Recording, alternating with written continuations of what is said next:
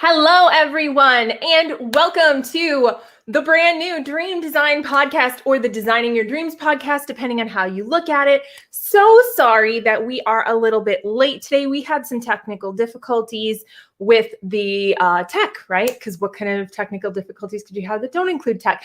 But I am so excited for my guest today, you guys. She's one of my own good friends. I have seen her do some incredible things in the coaching space. You know, she's definitely one of my own confidants, and you guys are going to love her.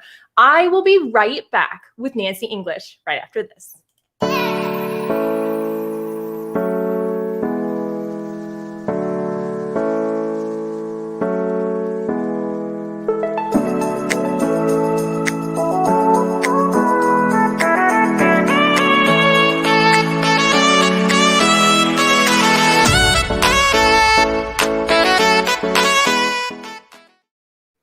What's up, party people? I'm AmyLee, your host, Dream Design Coach, and I have the incredible Nancy English with me today. You guys, she is a life coach, and the thing that's really cool about Nancy, and she's going to talk all about this, so feel free to chime in, let us know where you're watching from. She is an ontological coach, which is so cool. It's such a cool distinction for life coaches, and I can't wait for her to tell you all about it. So without further ado, welcome, Nancy. How are you today? Hi, AmyLee. How are you? I'm so good. Larry's here. Hi, Larry. So tell us, what is an ontological coach? Like, what does that distinction mean? Well, let me start by saying what we are not, right? So we're not therapy because, we're not a therapist because, they diagnose mental illness, they treat mental illness. So definitely not a consultant because I'm not going to tell you what to do. Like most coaches are consultants. And from an ontological perspective, we partner together to kind of work through the breakthroughs and how you show up in the world and really where you want to be and break through all of those barriers to get there in partnership, not as coach client, more of a partnership.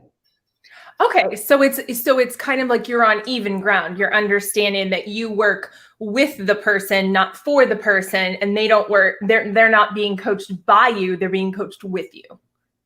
Exactly. Thank you for that. I love that. Awesome. And so what made you decide to get into that? Have you always been a life coach, or is this like kind of a new thing for you? Or tell me more about that.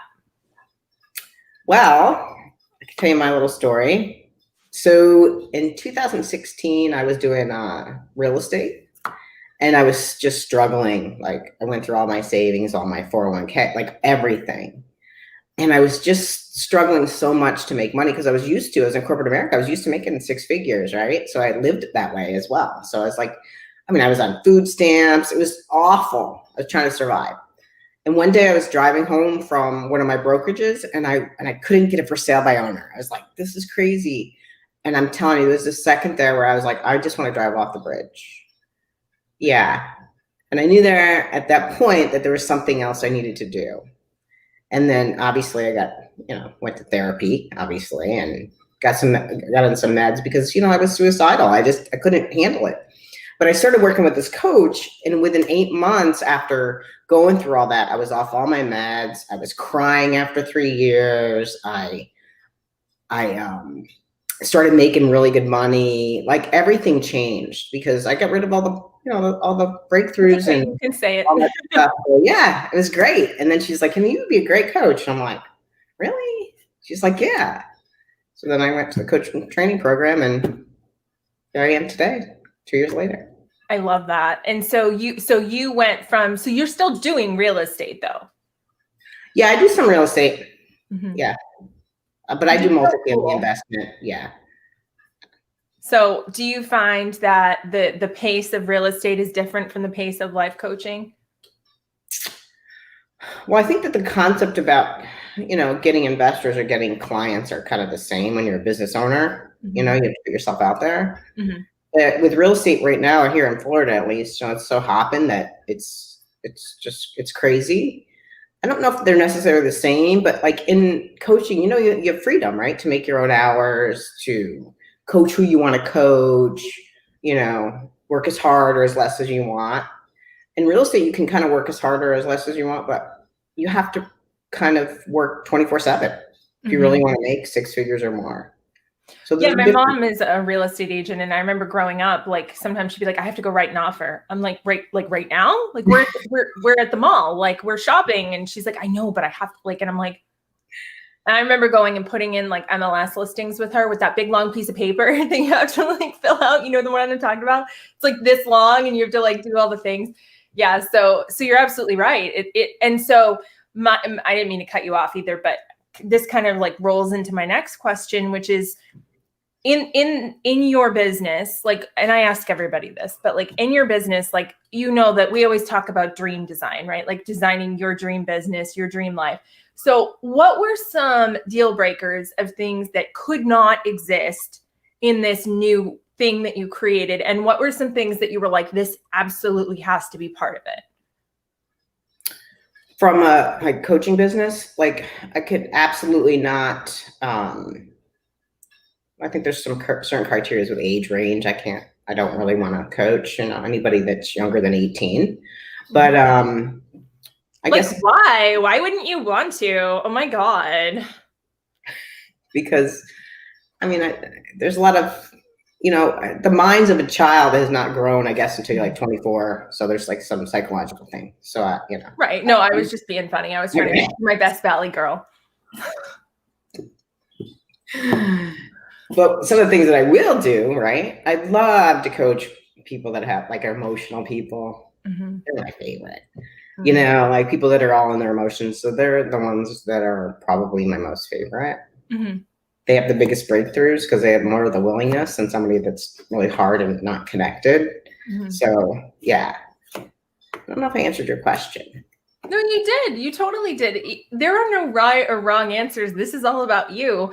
And this is so people can get a snap. Well, first of all, it's one thing. It's so people can see different kinds of jobs and things that people create for themselves. And not everybody has to go sit behind a desk, unless, of course, you want to do that, right? But it's a good way for people to see what's available out there and to see the different kinds of people that do the things that they do and where they came from. So that's part of it. But also, it's also kind of like, kind of a little survey for people to see if you might even be someone that they want to work with, right? And I'm sure that some people after watching this are going to grab you and say, "Oh my gosh, I want you to be on my show." I want, so it serves a lot of purposes having guests on this show for sure. And then somebody just hearted that. And that being said, what do you think has been your biggest challenge as you transitioned from corporate America to your own dream business? Well, I think the biggest challenge is putting yourself out there, right? Mm-hmm. Because in corporate America, you had a job to do. People relied on you. I did it for 30 years. It was great. People came to me for the answer. And so with coaching, that, like, you have to really find your niche and you have to put yourself out there. And sometimes your mind already has planned what it thinks is going to happen, right? Mm-hmm. You're not going to want to talk to me. I'm not good enough. So you have to really go through some of your own breakthroughs around that before you can really get into who you really are being. So I love that you brought that up. And if it's okay, I'd like to dig a little deeper on that and maybe just kind of bring out some of that vulnerability, because I think a lot of people could benefit from this. So my question to you is, do you feel like, I think a lot of people have this misconception as coaches that we have to have it all figured out to be able to help somebody else, right? Like we have to know everything.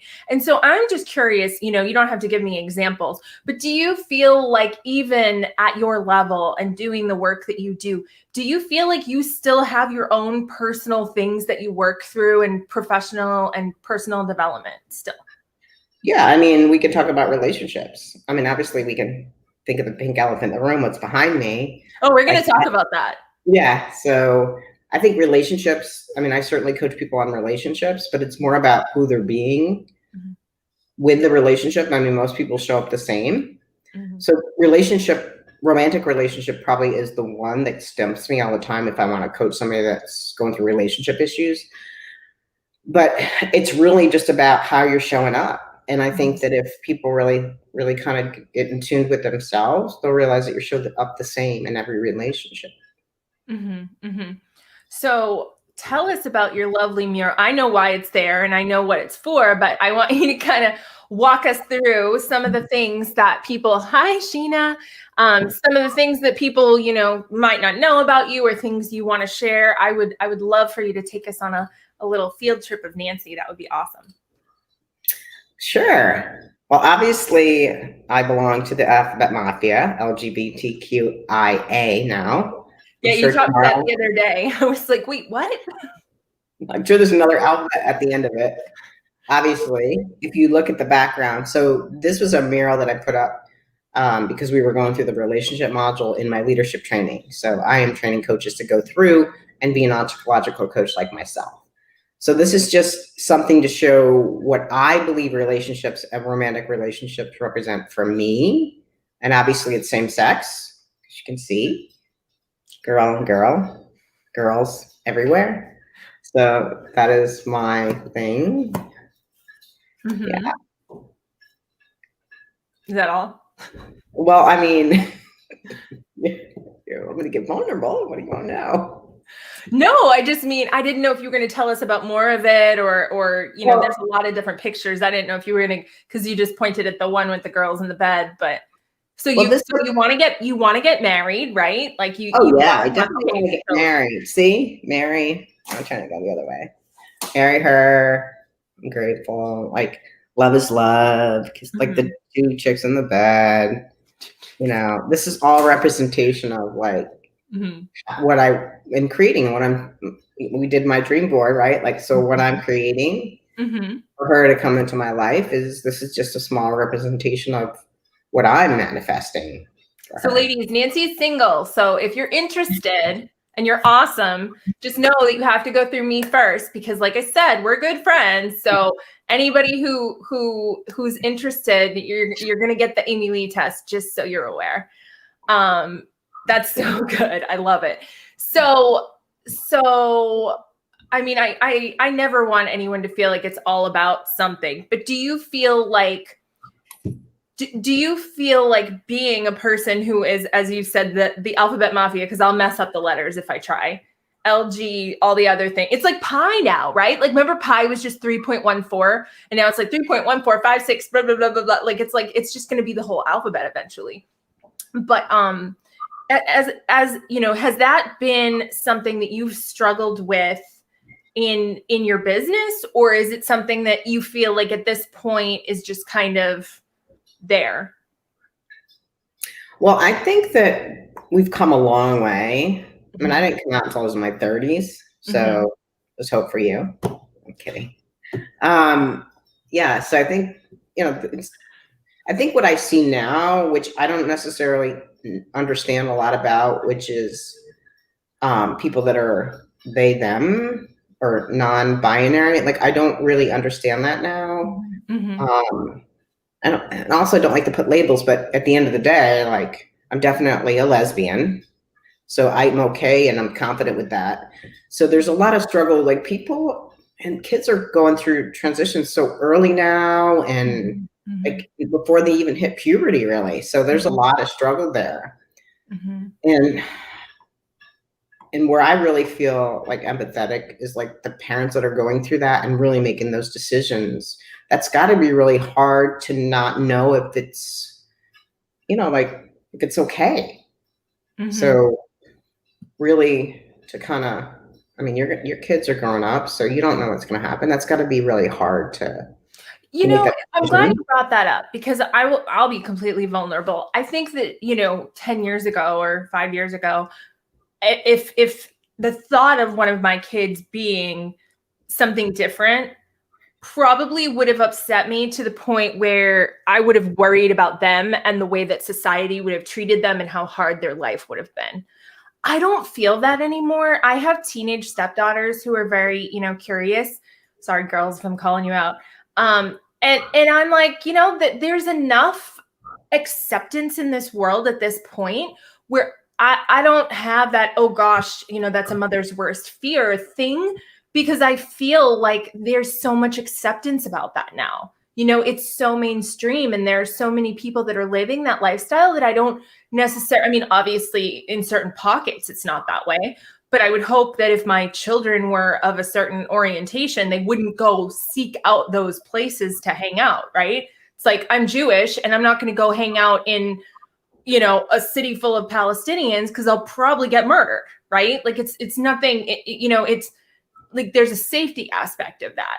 So I definitely think that has changed a lot. But, it's interesting you say that too, because you and I were having this discussion, and, I'll completely out myself on this, pardon the pun, where, you were like, well, you can put that you're an ally on your stuff. And I'm like, I could, but then I'm implying that anybody has a right not to be an ally. Like, remember I sent you that one screenshot where I was in that group and the lady's like, I'm looking for a coach who is an ally for, people who are alphabet mafia.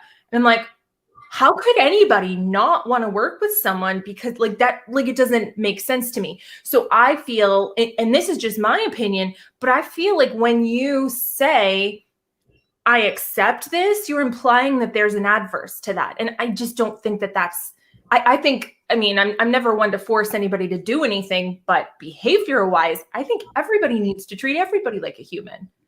You know what I mean? Yeah. And I just had a download around, you know how you go to the Disney and everybody's wearing those costumes. Mm-hmm. So as a person that has grown through a lot of diversity, I felt like I was living in that costume. And when I took it off, I felt great. Like, I'm very confident in who I am, but not everybody is. And it can be a very scary, lonely place, especially when you're confused about, I thought I didn't realize I was a lesbian until I was 34. I thought everybody wanted their best friend to spend the night. I didn't know that was not really, I didn't know everybody didn't think that. So, I just wasn't educated. I wasn't really around a lot of gay and lesbian people. And so, I just grew up in a lot of straight world, and it's difficult. It can get very lonely and depressing, and let's not, and right. And full disclosure, you're a little bit older than me. So you grew up in a different time, right? But nowadays, everybody in school, kids growing up, and they're transitioning sooner. They know who they are. It's kind of nice to watch, but I'm sure there's a whole nother world that I'm not seeing that is not so safe. So, you can just acknowledge that for a second. We're not saying that we all live in rainbows and unicorns. Right. Literally. There as well. Yeah, no, absolutely. There are countries where it's not safe to be, different. There are entire cultures and countries. There are still people that are going through conversion therapy and all these things. And it's, we'd be remiss if we didn't acknowledge that existed. But at the same time, I personally vote for a society where we don't have to acknowledge that we're going to be good humans. You know what I mean? I want that to be the norm. Right. And then if you want to say anti that, then that's on you, and good luck, being a terrible person. But I don't think, and that's just my opinion, and we can argue about that later. But that being said, y'all, I am very much an ally. I love Nancy to pieces, and I send her pictures of hot girls sometimes that I think that, I have this vision of who her soulmate is. And full disclosure, she was one of my clients. So, I had her do some exercises, and she, she definitely, she's a good catch, just saying. So what else do I want to ask you? I ask you questions all day. We text back and forth all day. So it's okay, hold on. We're in front of an audience now. So what else do I want to ask you? So let's talk a little bit about relationships, right? Let's do it. Yeah, let's do it. Right. So one thing that I realized recently is that no matter what relationship, whether it's a friendship or romantic relationship, we show up the same. We have these same expectations. And one thing I learned about myself recently is I never really asked the other person what their needs are. We text back text each other constantly, right? What if that wasn't what you wanted? And then one day you just dropped off, right? Mm-hmm. So I'm really starting to learn about like how you show up. So how do you think you show up in relationships? Me? Yeah. I think I'm very anticipatory of people's needs, but I think I do it from a perspective that I don't want confrontation. Like I know what it's like when you have that threshold between when a person likes you and when they don't anymore. And it's happened to me a lot because of my human design, right? Like I'm a 5'1", so people think I'm like the bee's knees. They project all this incredibility onto me. And then as soon as I start to look like a human, that's when they turn, and then it becomes like a demonization. You know what I mean? So I think that for me, I'm just always on my toes trying to make sure that doesn't happen. And so that's a very, highly sensitive, anticipatory place to live. Yeah, it sounds exhausting. Oh, it is. Yes. Yeah. I'm getting better. I mean, there are certain people that I used to care what they thought. And now I'm like, okay, wait, I don't actually respect you. So I don't really care what you think. But I've come a long way since then.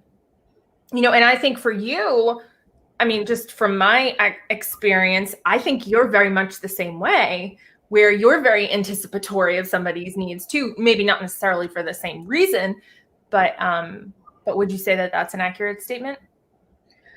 Yeah, I think for me, I like to show up the same with people, the relationships and friends. And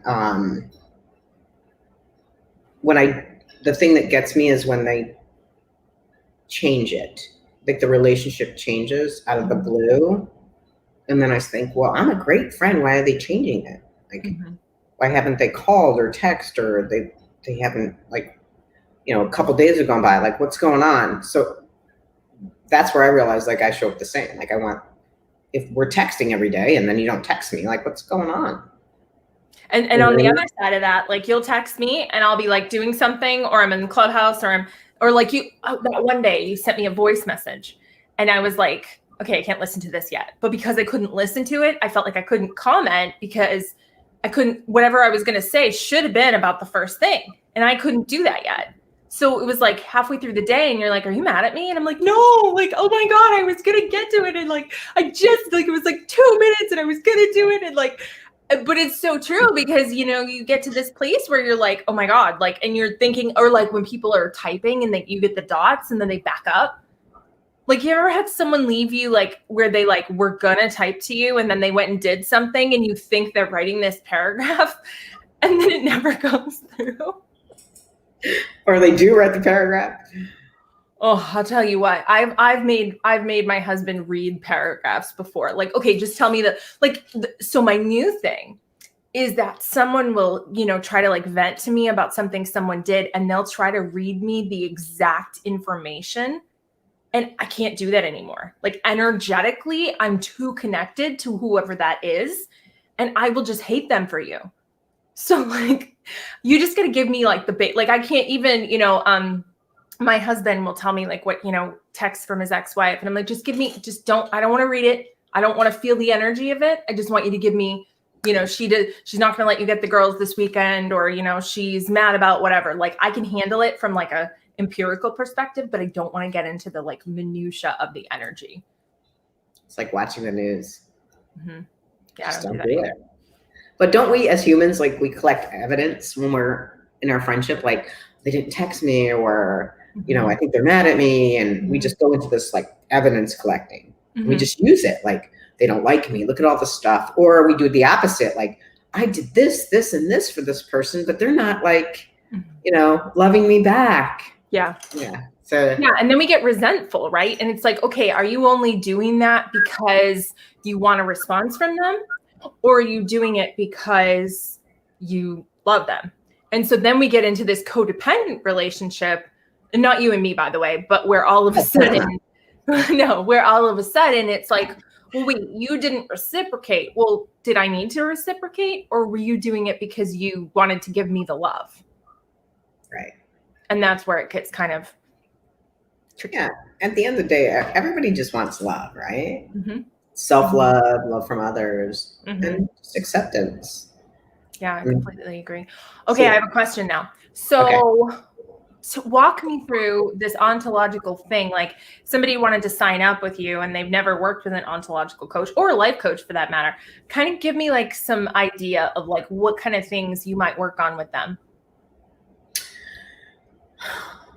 So the best thing to do is book a call with me and go through like what do they want to do for the next 12 months? Like where do they want to see themselves in the next 12 months? And we go through and we do a little bit of breakthroughs. Mm-hmm. So, just an example, people do all these New Year's resolutions. I want to lose weight or whatever it is. Mm-hmm. So the reason why we don't succeed in those is because of our limited beliefs, right?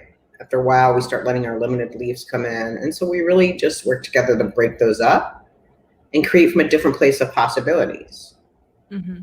So yeah, it's kind of beautiful to watch. I love that. So is there like a website or something where people could like how no, you can message me. My website isn't completely done yet. So if they want to message you to get to me, or they can message me on Facebook. You're going to probably comment on this thread and stuff. And okay, so if any of you guys have specific questions for Nancy, you guys know she'll be in the after party in the group later. So if you have private questions you want to ask without a giant audience, she's going to get her own thread in there and she can answer whatever about whatever. But if you are not in the group, you're more than welcome to join us. It's called Dream Building Entrepreneurs, and that is where the magic happens. So you can get her in there as well. So what would be, because we're kind of getting to time, what would be and if you guys have questions that you want to ask in public, by all means, drop them in the comments. What would be a piece of advice you would have for the audience, either about relationships or just about life in general, that you want to impart to the folks watching? We have quite a few people watching, by the way. Okay. I would say that if you're stuck right now in what you're doing, whether it's your relationships, your career, physical, emotional, whatever it is that you're stuck with, hire a coach. Like whether it's me or AmyLee or bless you, my child, bless you. Whether it's one of us, like hire a coach. Like most coaches will do a complimentary session. Like listen to a bunch of them and figure out who you connect with. Like it would be a shame to not go through life in the same spot. Some energy is moving. I don't know. I always sneeze on these. I don't sneeze all day, but then I have to sneeze every time I go live, or I scratch my nose too. That's another one. It's ridiculous. I don't understand it. I've seen you yawn a few times in the other one. I did not yawn. Not today. Oh. I've seen your energy move where you yawn. Oh, it's so funny. She's texting me and she's like, I'm going to know if you're bored. It's like, I'm not bored, Nance. You and me could talk like all day long. I told Will this morning, I was putting my makeup on. I'm like, I have Nancy on the show today. He's like, are you guys going to actually talk, or are you just going to sit there and giggle? It's like, I think we should do a little competition to see who on this call can guess how long we've known each other. Oh yeah, we can totally do that. Yeah, throw it in the comments. How long do you think Nancy and I have known each other? And bonus, genius point, how did we meet? That's the other one. So how did we meet and how long do we know each other? And there was something else I was going to say. Oh, this lady right here, okay, it's her fault that I downloaded TikTok and spent like ridiculous amount of hours on it. But here's what's funny. So, I'm an Instagram girl, right? And I do reels. And she's always like, is this from TikTok? No, Nancy, it's not from TikTok. I don't go on TikTok anymore because if I go on TikTok, I won't get anything else done. But every time without fail, I'll send her a video and be like, what do you think of this? And she goes, is that from TikTok? Because you're dancing, sort of. I am not dancing. Not dancing. Let me take that back. You got words going on all over. So they do that. I know. And can I just tell you, it was such like one of my friends used to make fun of the words thing all the time. And then I had to tell her, I'm like, I'm going to do the words. Because I looked at it from the perspective, it's like you've got a whiteboard in front of you. Like you've got real estate space to promote yourself. Like, of course you're going to use the screen, but I had to get there, right? So to all the people who've been doing the pointy thing and all that, and I made fun of you, I'm sorry, please forgive me.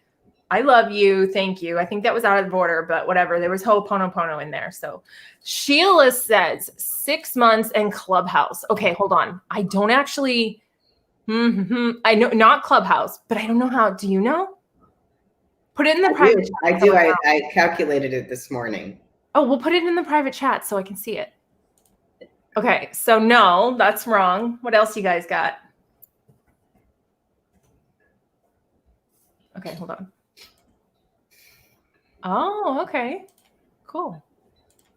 Was that poker facey enough that no one could tell what it was?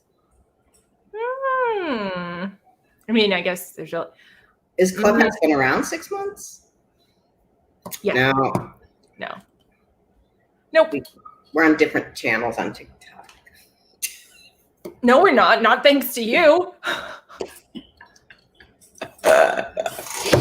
Oh, I love it. And that's the other thing. So like I've asked lots of questions, right? Because I'm learning about all the different terminologies for lesbians and gays and all these things, because it's not something I know. And I'm all about anthropology, you guys. Like I love to learn about different cultures. So she'll send me these videos of like the difference between this kind of lesbian and that kind of lesbian. And I'm like, I don't understand. And she's like, how do you not understand? Because it's not my language. It's like you're sending me Greek. I don't get it. So yeah, she'll send me these videos and she's like, oh no. She's like, TikTok, and then there's lesbian TikTok. It's crazy. Yeah, it's a whole new world. It's better than all the dating sites I've ever been on in my life. Which is so funny too, because like I used to watch the L Word, but like they didn't talk about any of that stuff on there. I didn't learn any of those words. I didn't learn any of that. Like I watched every single episode. And by the way, I still am not mad at whoever killed Jenny. Cause yeah. But the new one starts soon. Yeah, okay. So the same thing happened with Army Wives. They tried to do like a new generation.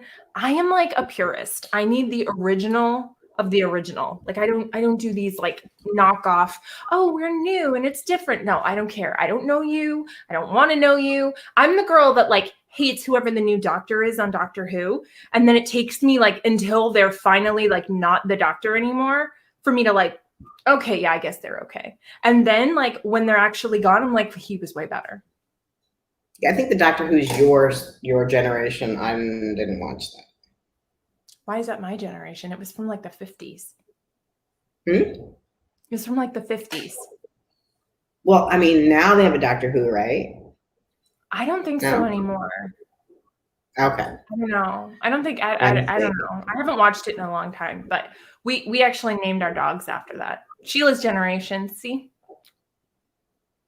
And yes, yeah. I had to be right. I had to be right. Yes, the wonderful I have to be right. That's me. I think we're both righteous. That's me. I have to be right, AmyLee. So no one else guessed, huh? No, Should we tell them? No. Okay. We'll wait and see if somebody comes back. Yeah. Yeah. Okay, cool. So you guys can still comment all day. We'll give a prize. I don't know what we'll give, but we'll give something. So what is what's a parting thing that you want to share with the audience? So we don't just sit here and banter. Anything you can create, and you know this, you can create whatever life you want from a place of possibilities. If you don't believe in possibilities for yourself, then call me. We'll break through that. But like at the end of the day, whether you're manifesting or you believe in possibilities or you're designing your dreams, whatever it is, it's all possible. And it's right there. So don't let I'm being called to ask this question, so I'm being brave, but it's here. What advice would you have for any alphabet mafia people who are not yet out, who feel uncomfortable being themselves? What would you say to them about that and kind of, you know, what they could do or how you could help them? Well, first of all, I would probably normalize it. It's all normal to be scared, and it's all normal to feel different and not understand, and kind of get them in a place of like really being vulnerable, and then asking them what they want to create and just kind of breaking through some of their limited beliefs, because that's what's stopping them. You know that, like, whether they believe that people are going to abandon them or their parents are going to be mad or all things we make up, and it's not real, and it maybe it'll happen, maybe it won't, but like your worth taking a chance and getting out of your comfort zone. You're totally worth it. Mm-hmm. And what, thinking about what's on the other side of that. Freedom, peace, Fun. love. Mm-hmm. Mm-hmm. Lots of gooey stuff. Yeah. Had to go there, didn't you, Nance? Had to go there with the goo. How come you don't I want to ask you a question. Why don't you do your card readings anymore? Oh, I do. I've just been super busy. Like, honestly, I mean, I still have them all right here. Why, do you want me to pull one for you? Sure, let's do it. All right. Well, we're on the new moon, right? So let's do some moonology. Why do I not pull cards anymore? Why do I have 5 kids and kittens? Now I have kittens? Like, what? I love that. Oh, that one's a different color blue. That one's sticking out to me. All right. You got your question? Because this already picked itself. Yep, got it. Okay. A new start is coming. New moon. Wow. I don't think I've ever pulled the card that was the actual thing. All right, hold on. New moon. It just says new moon. It's not new moon in something, which is interesting. Come on. Don't be in order or anything, guys. Special moon cards.